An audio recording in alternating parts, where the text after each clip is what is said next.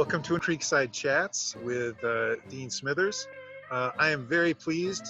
Well, actually, I'm not very pleased to be coming to you in a snowstorm, but I am very pleased to be able to talk with Dr. David Brubaker on today's episode. Dr. Brubaker, can you give us a little bit about your background? I serve as the college physician and director of student health services.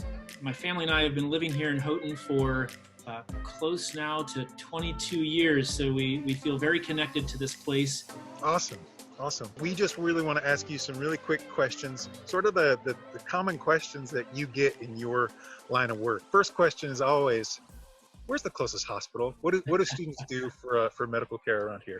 It is true that Houghton is in a pretty rural place, and there's no hospital like in town. There is an urgent care center in a small town called Cuba, about 20 minutes away. Houghton finds itself also within a 30 to 40 minute radius of several other community hospitals, Olean General Hospital, Wellsville Hospital, Warsaw, Dansville, all of those fairly easily accessible within 30 or 40 minutes. If you're looking for a large tertiary care center, you have to travel to Rochester or Buffalo to one of their healthcare centers. And that's about an hour and 15, hour and a half away. Great. Second question, what are some of the services that the health center provides? The health center is located right on campus, so it's pretty easily accessible. It's staffed with nurses who are present there all the time, available to answer questions and help students navigate minor illnesses and injuries. I have office hours there daily, so we offer physician consultations on campus daily. We're able to do many of the things that you would expect your own family doctor to be able to do. So some of the in-house labs like rapid strep tests, mono tests, we can draw blood and have labs sent out. We don't do x-rays. Those are things that have to be done off-site, but we have a good relationship with a local pharmacy. So okay. I or students, local physician, own physician have ordered a medicine. The pharmacy has been very good about delivering those medicines to campus, and then we're able to disperse them to students. So if you don't have a vehicle, we can still get your medicines and that kind of thing. So that daily pharmacy delivery system has been a really nice service. My last question, why do students need to submit immunization records and have health insurance in order to come to Houghton? Can you tell us a little bit about that?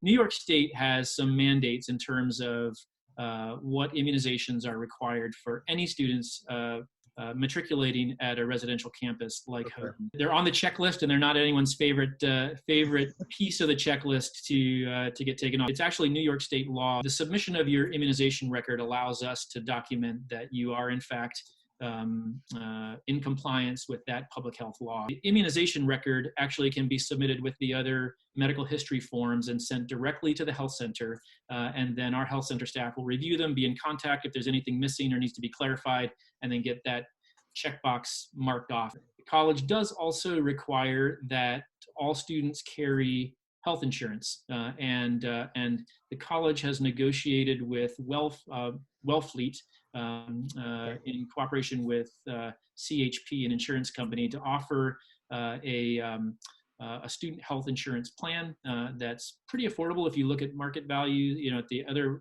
insurance plans that are on the market, but offers a really good set of benefits. That insurance plan is actually applicable to all students unless a student opts out. So we have what we call a hard waiver system.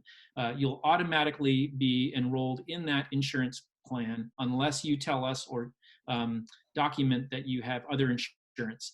That opt-out process happens online. You can, with your student ID number and insurance card, jump online, fill out the information, and then that box also gets ticked, and you'll get a confirmation that you've opted out. If you don't opt out, then the bill for the insurance plan will be put on your student bill, and you'll be automatically enrolled. So be sure, if you do have insurance, to do that and to opt out. That sounds pretty easy. It is pretty easy. Yeah, Just your immunization record with your forms, and when the opt-out site is open, take the 5 minutes it takes to just put in that information, and you'll be done. I do have one bonus COVID question. Just what we're all Yes. about. So can you tell us just a little bit about what the health center is doing to help keep students and staff and faculty safe if students were to be able to come back in the fall? Yeah, it's a complicated question. We're working with the rest of the campus to think about physical distancing strategies. As we learn more, the things that we're thinking about now might be tweaked between now and the fall. Let me just say that the health center staff, like the rest of the campus, are really looking at our operational procedures very closely, in light of the current COVID situation. And so we're looking at moving away from a walk-in model to a by appointment only model, Okay. which might allow us to help students determine whether they actually need to come to a place where there may be other sick people or not. So even thinking about the model change,